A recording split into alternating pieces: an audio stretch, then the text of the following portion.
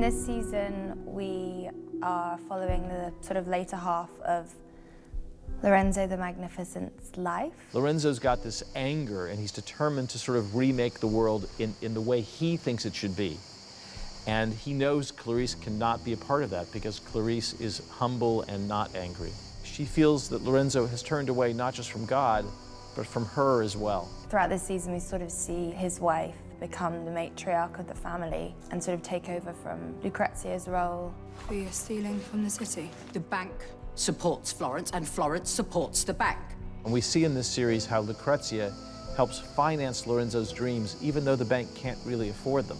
This is a secret that Lucrezia passes on to Clarice. Lucrezia, my mother, was, you know, a really amazing figure of her time. But if the bank fails, everything that Lorenzo has worked so hard to achieve since his brother's death, it will be for nothing. Sicuramente in questa serie c'è grande attenzione al femminile. Conta molto il femminile e la complessità di queste donne che vivevano dietro questi uomini importanti.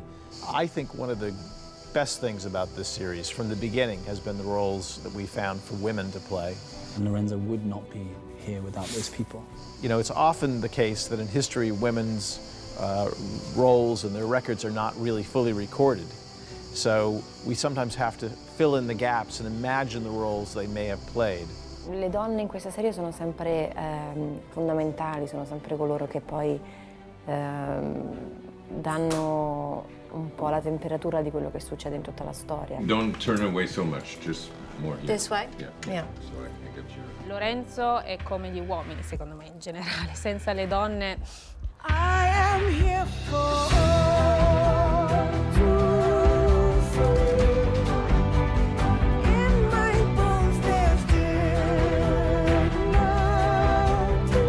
Lucrezia Donati is such an interesting character because she knew Lorenzo as such a young man, loved him from the beginning. Il mio rapporto con Lorenzo cambia profondamente perché guardandolo molto più da fuori Lucrezia si rende conto di quanto Lorenzo stia perdendo tutto. She can see what he's become. And so she's really torn between the man that she once loved and the man that Lorenzo is now. Il suo amore per lui resta, rimane. You have a plan? Ma diventa più protettivo. What will you do? As the season goes on, Lorenzo is going to find that he needs help.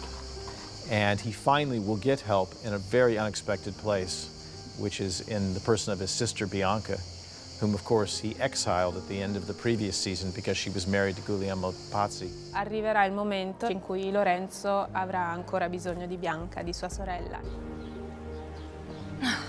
Clarice! You need some help. What are you doing here? Clarice asked me to come. You shouldn't be here, it's too dangerous. We have to leave now.